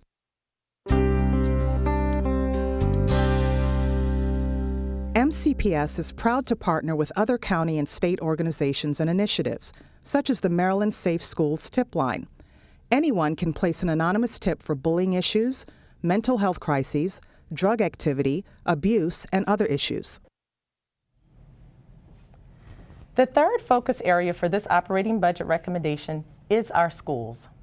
A student cannot learn if they do not feel safe and welcome in our buildings. This budget recommendation includes funding to enhance our work to provide safe schools and buildings for our students, staff, and families. We know that this is an area of great concern for our families, and so joining us now to talk about how we are going to expand our work around safety and security is our Chief Operating Officer, Dr. Andy Zuckerman. Andy, parents are asking how the budget reflects an increased focus on child safeguarding, protection, and safety. Can you talk a bit about what we've done and what we will do to expand our work around safety and security? Yes, thank you, Dr. McKnight. So the last couple of years have largely been focused on implementing the different aspects of the Maryland Safe to Learn Act of 2018. This last year specifically, we focused on a few key areas. Number one, enhancing our infrastructure. And in this way, we've done construction to build out security vestibules in schools that still need them.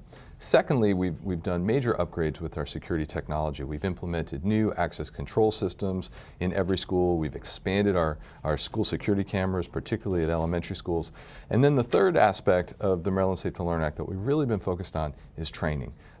Last year, our focus was on active assailant training. This year, we're moving forward with behavioral threat assessment training in our schools. Every school team will stand up a behavioral threat assessment every school will stand up a behavioral threat assessment team. Those are the areas of work that we've been focused on to ensure safety and security for all of our students and staff. Awesome. Thank you, Andy. Ensuring the safety of students is a responsibility for all MCPS employees. Andy, tell us about the training and resources teachers and staff members receive to ensure student safety specifically. Right. So this year, again, the major focus for us this year is around identifying potential threats before they occur. Expanding training for our staff, leveraging our psychologists, our support team members in schools to focus on behavioral threats so that we can intervene early.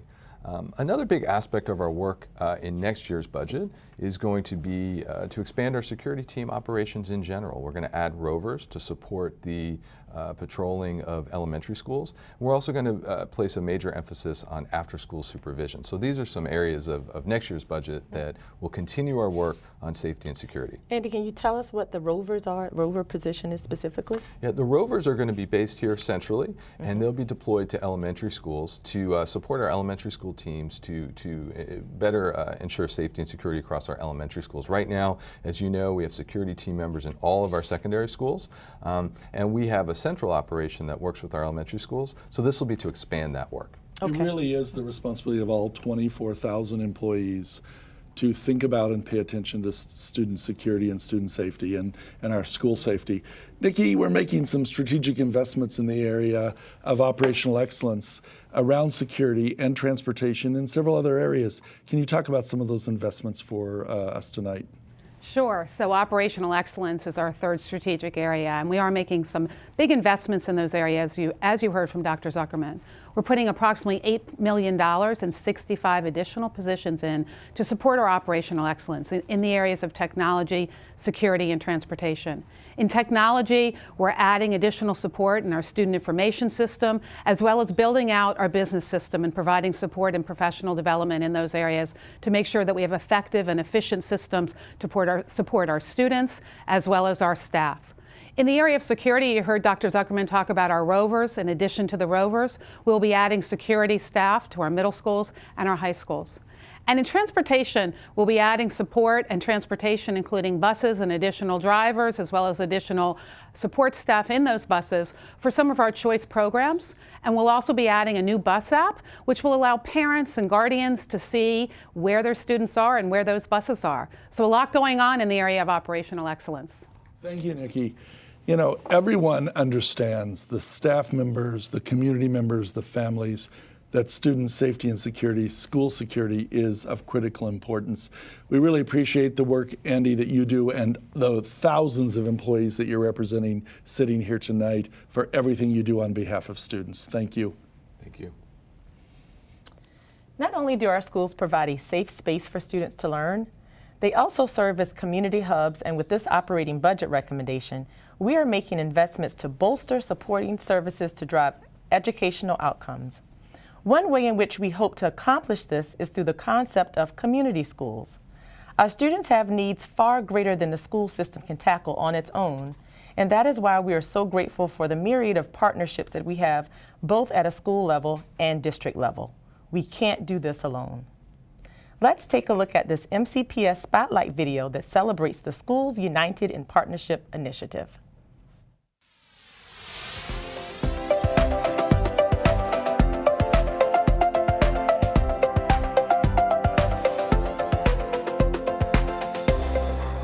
And welcome to the MCPS Spotlight. We're here at the universities at Shady Grove to talk to Steve Neff, the Director of Pupil Personnel Services, about the Schools and Community United in Partnership Conference, an important conference for staff and members of the community to receive important resources for MCPS families. Come with us. Hi, Steve. Hi, how are you? Thank you for joining us. Sure, no problem. So we're here joining you at the SCUP conference. Can you tell us what the Schools and Community United in Partnership Conference is all about? It's an opportunity for staff from Montgomery County Public Schools as well as lots of community agencies to network and to share information and resources to help our most vulnerable students and families in the county. So we're coming together with partner organizations, local government agencies, Yes. for the purpose of what, for families? Well, just making sure that families are aware of resources and really that our service providers in the school system and in our community agencies are aware of the latest information as well as the wealth of community resources and school system resources that are available to family and students who are struggling. So we're a district of more than 163,000 students. Yes. Why is it so important to have a conference such as the SCUP conference? Well, I think exactly for that reason. 163,000 students, thousands and thousands of families, and many of them are in need. So we need to collaborate, we need to connect, we need to communicate so that we can recognize when families are in need what resources we might be able to provide to them. So can you give us an idea of the type of resources and partners that are here at this conference? It is a real breadth of organizations, mental health resources, financial resources, housing resources, medical resources, resources that help students, connect with academic supports, just lots of, if you think of the many different ways that students and families might struggle, we have resources that can support those struggles. So what are some tangible ways in which a staff member who's attending this conference can go back to their school and share the information they received, assist the family? Can you give us some examples? Absolutely. Well, one of the things they do is they leave with a big green bag of flyers and resources. So they understand that 40 resource tables are here today, and they all offer different levels of support. So they hopefully put them in some kind of folder or binder, and when they say, oh, this family's having issues related to housing, oh, I remember that from the SCUP conference. They also have an opportunity to hear from the keynote speaker as well as the breakout sessions to hear topics on how to support our LGBTQ students or other issues related to mental health, or discipline, things like that. What do you want our families to know? What message is the district sending to them? Let's put it that way. We are here to help them, and if we, within our scope as a school system, can't help them with a specific thing, we partner with agencies who can. This has been such great information for our community. I want to thank you for joining us on the MCPS Spotlight, Okay, Steve. sure. Thank you. It's been my pleasure. Thank and you. we'll see you next time on the MCPS Spotlight. Community schools provide a wealth of resources to meet the needs of students and families, including health and social services and community engagement and development. According to research, this holistic approach leads to better student outcomes, such as increased attendance and academic success, and strengthens the community fabric.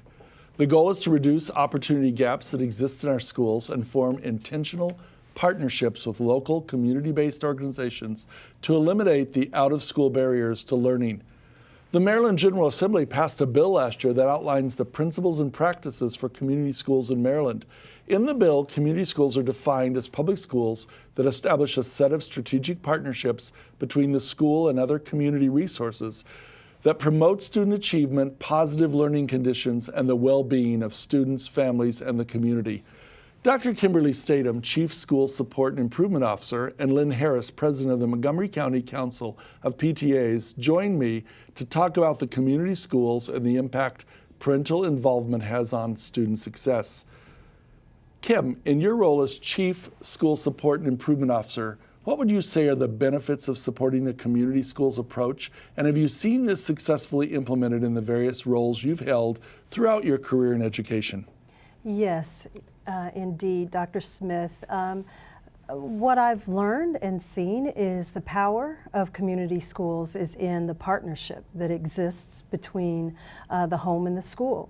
And when you add in the partnerships between the school, the parents, and the county agencies, then that is essential. Those are essential elements in making sure that our students can learn and achieve at the highest levels. There certainly seems to be an intersection here between Be Well 365 and the community school work. How do you see those two things coming together?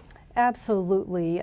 Be Well 365 is undergirded, as is the community schools, in ensuring that our students are well, both physically, emotionally, psychologically, so they work very well together. Excellent. And that leads to higher levels of learning for all students. Indeed. Excellent. So just if you have to narrow down to 2 or 3 absolute non-negotiable components in a community school, what would those be in your mind as an expert in this area? I would say that we would need to really be very intentional about making sure that we have a broad group of parents who are part of the development of the program at the school with the staff, a true partnership. Not just some parent leaders, not just some staff leaders, the principal, but really a broader group of folks coming together. And then I believe that second element would be to make sure that in the hiring of the staff, they have the highest expectations for their children. Those staff members make all the difference, don't Absolutely. they? In that student experience all day, every day. Thank you so much, Kim. As a leader in this area, Lynn, you've seen firsthand the power of parental involvement. Tell us about how MCPS-MD efforts to ensure even more parents are engaged in children's education are going, and how you can understand how to create an active community around a school. Such a good question, Dr. Smith, because here in Montgomery County, with one of the largest school systems in the country, and I'm sure one of the most diverse school systems in the country, Absolutely. We, in PTA, we are always looking to figure out how best to engage every member of every school community. Every parent, every family member has something to share and to share with our schools, and that will enrich our schools. Part of our job is figuring out how to make every parent and family member feel welcome and valued when they walk in the school. And part of our job, in part of the work of MCPS-MD has been, how do we figure out how best to do that? How do we figure out how best to reach every family where they are, when they are, and how do we ensure that they see the incredible value they would bring into our schools? So as the world evolves, everything changes. How have you seen the way we define parental and family engagement in school change over the years, and what do you think about that? Well, I think in MCPS-MD, one of the things we've tried to do is just throw the doors wide open and say, there is no limit to the way that a family can engage with the school. They can engage, very closely with their students' teachers and the staff around their students' academic, social, emotional, and other learning issues. They can bring their time and talent into the school in a unique way. Everybody has something unique about them that they could share with our schools. And we've really tried to expand people's vision of what they can do to impact our schools and our school communities and the learning that happens inside the halls and walls of our schools. Because, if you care about school safety, like Dr. Zuckerman was just talking about, if you care about healthy school food, if you care about more outdoor time built into the instructional day, if you care about equity and diversity, if you care about how we communicate better, any of those things, all of those things are important, and all of those things are things that I think our parent communities, our school communities can bring into partnership with the school system to help us all do better.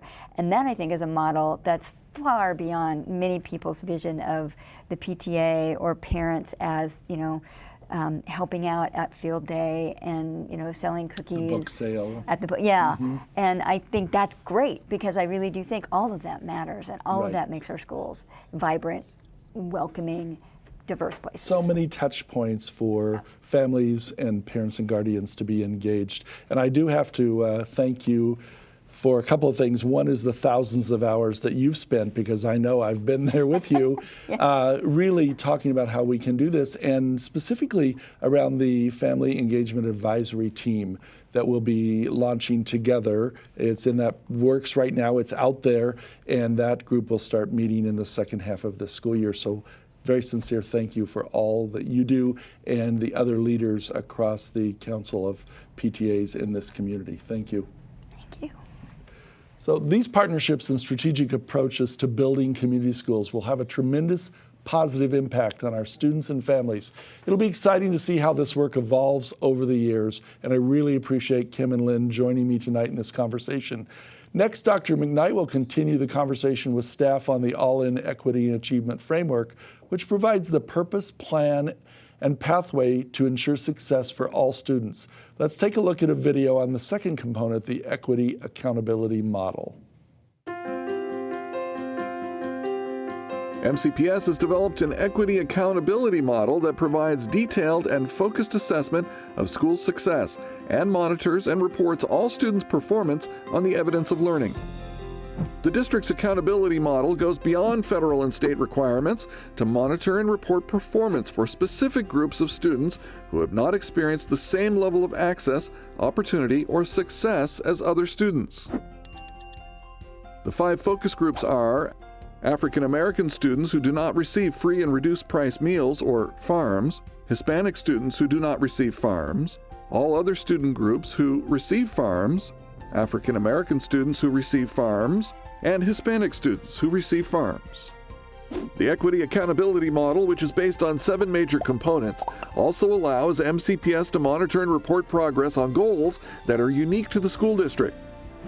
The 7 components of the report are academic achievement, graduation rate, academic progress, limited English proficiency, students with disabilities, culture and equity, priority focus. And each component has a specific reporting timeline. In the academic achievement component, schools are given a score based on the percentage of focus group students who meet multiple measures within the Evidence of Learning Framework, or EOL. A 0 to 4 scoring key is used in the content areas of literacy and mathematics. For example, if a school has 33% of a focus group reaching EOL measures, they will be assigned a score of 0. Conversely, if a school has 91% of focus group students reaching EOL measures, they will receive a score of 4. Academic achievement scores will be given for each of the 5 focus groups, as well as an overall academic achievement score, which is the average score of all 5 focus groups. This method of scoring will be done for specific measures in each of the 7 component areas, for a possible score of 100. This scoring will be used to see what is working and where, and how we can replicate those successes through better use of resources. Additionally, the accountability model will be essential for maintaining the community's trust in the school system, with the overall goal of achieving equity and excellence for all students. For more information about the MCPS Equity Accountability Model, visit the All-In Equity and Achievement Framework website. Earlier in our conversation this evening, we talked about the first component of the Equity and Achievement Framework, evidence of learning. We want to continue that discussion and focus now on the last 2 components, the Equity Accountability Model and equitable allocation of resources. We need to understand the impact schools have on the opportunity to learn and opportunity to excel for focus groups of students that have historically experienced disparities in access, opportunity, and learning. Dr. Janet Wilson, Associate Superintendent, and Diane Morris, Area Superintendent, are with me at the table to talk about the impact schools have on students. Welcome. Thank you. Janet, what are we doing with the information we have gathered by applying the Equity Accountability Model as we work to address resource allocation for our schools? As you heard in the video, we use the evidence of learning data, and we structure it so that we can do a school report. The school report is called the Equity Accountability Model. And what that report has shown us is that we have wide variances in student performance across our district, even in schools that are similarly situated demographically. We see wide variances. So when we begin to look at the data, we have to raise questions, and those questions have to center on student experiences. And so this is our resource question is, how are we using our people, our time, and our money when we provide those daily experiences, the year-long experiences to our students? It causes us to raise questions, and some of them you've heard earlier in the program. Who is teaching our most vulnerable kids, our students? Are we offering the supports that the teachers need in order to better serve those students? Are we offering the supports to principals who are new to the position, new to buildings? Are we providing the right amount of time and attention in areas where students need more support? Are we matching the correct intervention to the data that we see in the evidence of learning framework? Because that framework is standards driven. So we know if students aren't achieving standards in a timely way, that they will fall behind, the gaps will widen.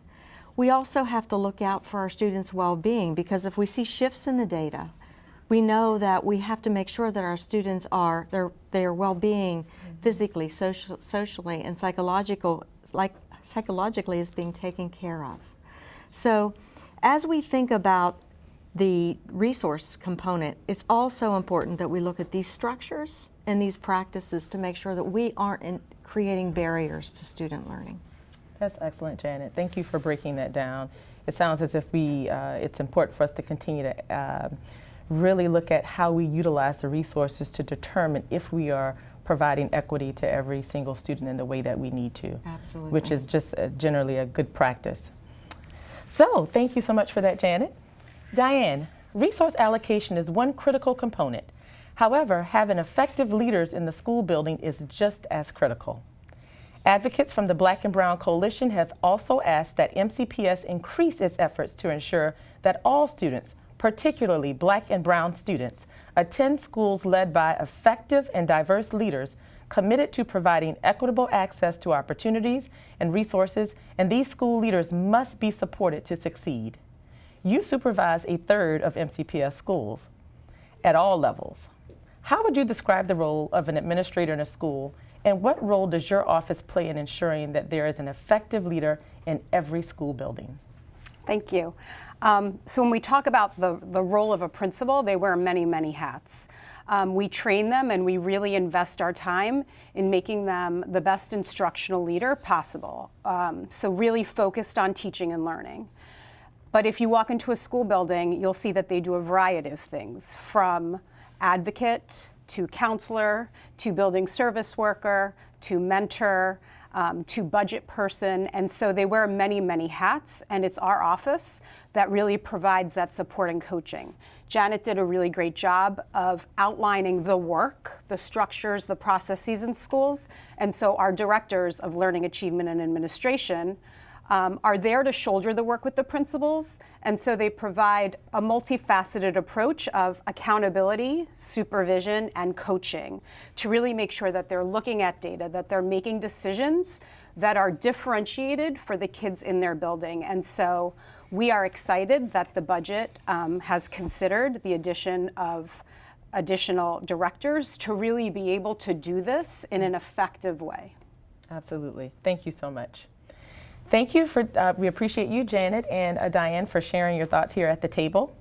And thank you for tuning in to our virtual community conversation where we are discussing the recommended operating budget for fiscal year 2021. We are live and are taking your questions. Viewers can text questions to 724-427-5445 or submit a question on the MCPS website at www.mcpssubmitquestion.org. We're going to take a break, and when we come back, we will take a final look at the numbers. But first, let's watch this video to see one of our champion principals in action. So tell me what you have here. So even though it's Celeste King Common Principal, I love being able to go into the classrooms and work with the kids. Hi, boys and girls, how are you? It just is invigorating, and it keeps you kind of young. Where is it? Good job. The message I always send to kids is, you can do this, no matter what. Some advice that she gave me was to never give up and to keep on going. She has given me confidence and courage. Miss King always has my back because she's always there to help me whenever I feel down. Miss King gives me the confidence to be myself. Miss King is a very busy lady because she's always around the school trying to help someone. I think she's a hard worker, she's persistent, and she's loving. She's a leader, and I want to be a leader like her too. So the next challenge is to think about reading. I don't think that you are a good leader unless you can get people to follow and to see the vision that I have and to join in and making that vision possible.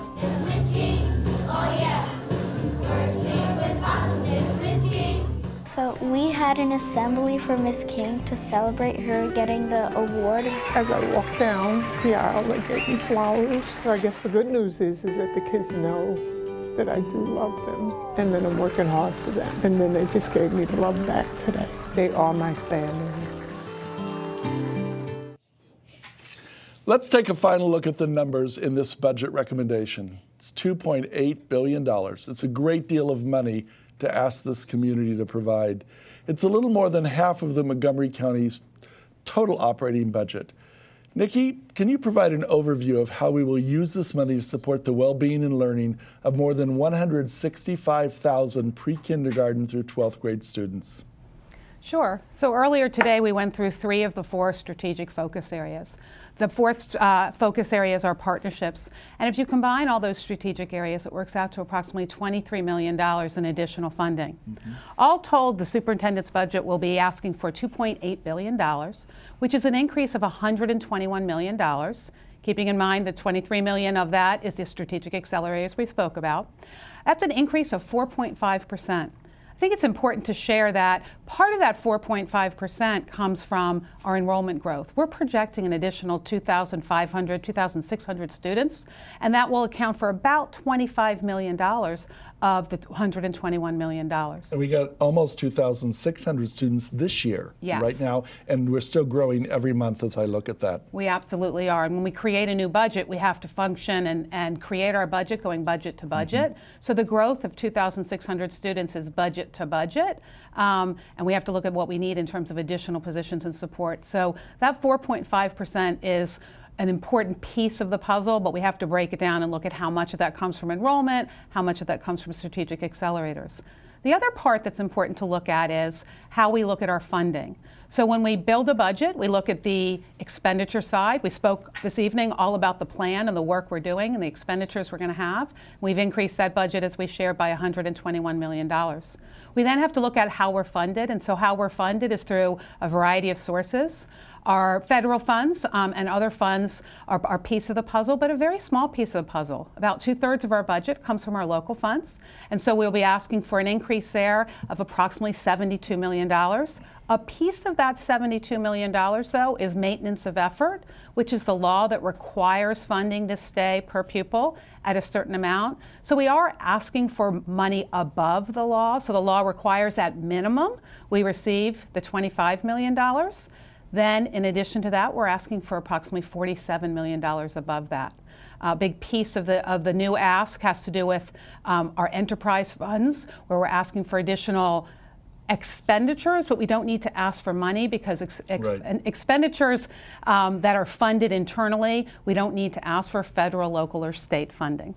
So an important point in this budget is that each year that I've been here, and I know the years before that, one of the expectations from our funders in the county government is that we reserve a certain amount of money. So last year we were expected to reserve $25 million of last year's budget to fund this year's budget. We'll again reserve $25 million of this year's budget to fund next year's budget. And that is something that we understand and that we do and work very collaboratively with the county to do. One of the questions we've gotten from the community tonight is, a parent asks, are we able to see a breakdown of spending by school? It's a great question. The Every School Succeeds Act, we call it ESSA, requires this year that on the state report card it be reported the per pupil expenditures, not the budget, but how much money is actually spent in the previous year per student. That data is sent from Montgomery County Public Schools and from all the other jurisdictions in the state to the state, and those will be published this spring on all the state report cards. Another parent asked how this budget will affect staffing for school counselors. Nikki, can you talk about that? Absolutely. So as you heard earlier, and you spoke about with Rochelle Rubin, our wellness of our students is very, very important to us. And so we have a lot of work that we have built into our plan and into the budget for our students. That includes counselors, psychologists, social workers. The total counselor addition will be approximately 8, I believe. And that comes in both of our middle schools and our high schools, where we're going to see some growth in students, and the formula drives that. In addition to that, there will be psychologists, social workers, and PPWs. Excellent. So one of the things that happens is we get lots of questions starting in the fall. This will generate a lot of questions. We'll have a lot of questions the next 2 months from our community. One of the long-standing practices of this school system is every question that comes in, including all the ones we received tonight, are typed out and then they are answered and posted on our website. So how can people find that? Sure. So on the MCPS website, there is a link to the budget website. And on the budget website right there, it says, ask a budget question. And what we try to do is we try to answer every question that comes in. We respond directly to the individual who emails us the question, and then we post it on our website for others as well. You can go back a couple of years because we keep all of previous year's questions, and we also keep all the questions that come from the Board of Education. So there's a searchable list there of questions, but we're always willing to answer new questions. Sometimes we get questions that aren't actually budget questions, so we do our best to get the right people to answer those questions as well.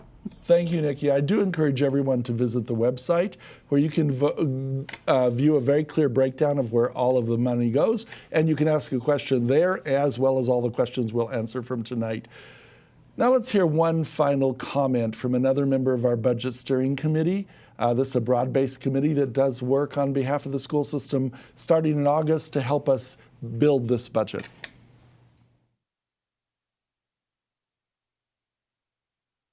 To me, the budget is the story. I read a budget like most people read a novel. It tells me what your priorities are. No matter what else you say you want to do or you plan to do, if you haven't funded it, it's not going to happen. So it is the story for me. My most important priority is to make sure that we're taking care of the mental health of our students, that they're ready to learn, that they're able to learn. If they're experiencing trauma in their lives at home or at school for whatever reason, if we don't address that, they're not ready to learn. So we've been receiving questions all during our conversation tonight through email and text, and we're going to try and answer a couple of more of those, and we'll answer all of them and post them on our website in writing so anyone can look at them at any time. So thank you for your questions, and our first question tonight, Monifa. Okay, so I will ask one question that's posed from a parent. Does this budget allow for MCPS to expand and add more elementary language immersion classes and programs? So we've been adding a lot of language programs over the last few years. And this year we didn't add any more two-way immersion or dual language schools because of the new curriculum. We're not going to add any more of those schools next year because of the new curriculum, because that's two very major bodies of work at the same time. We do intend, though, to continue planning and in FY22 add more dual language schools across the county. In the meantime, we've been working with various models and pilots about how to add more language, and we will continue that work in elementary schools throughout the county, because we're looking for ways where in the future where we can't add a dual language school because we don't have the right student language mix, we still have access to language for our elementary students. It's so critical. Absolutely. Thank you, Dr. Smith. And then I do have another question here, and this is from an MCPS staff member. Due to our fast-growing ESOL student population, will you increase the budget for the ESOL student population to include more ESOL counselors? We've actually added a tremendous amount of staffing for all areas of ESOL, the ESOL program in the coming year. And so there will be every area of work, from psychologists to counselors to teachers. That's just a critical part of our work, because language is an asset. And our students who come to us with a language and then acquire English and become fully literate in both languages have a profound opportunity in life, both to contribute to the community and benefit from it. So that's very important. So Dr. Smith, I can give a little detail on that if you'd like as well. Yep. We're adding a total of approximately $4.8 million to support ESOL. As Dr. Smith said, that goes across the gamut with psychologists, transition counselors, regular ESOL counselors. It's a total of 64 FTEs. Excellent. That's 64 more full-time individuals. So thank you for tuning in tonight. This is just the beginning of the process. We have presented the recommended budget to the Board of Education.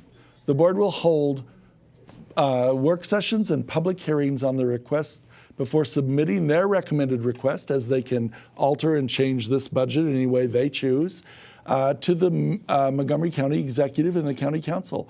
The Council will also hold hearings after the Executive releases a budget in March, and then the County Council will adopt their final budget in late May, and the Board of Education will adopt its final budget in June to become effective July 1st.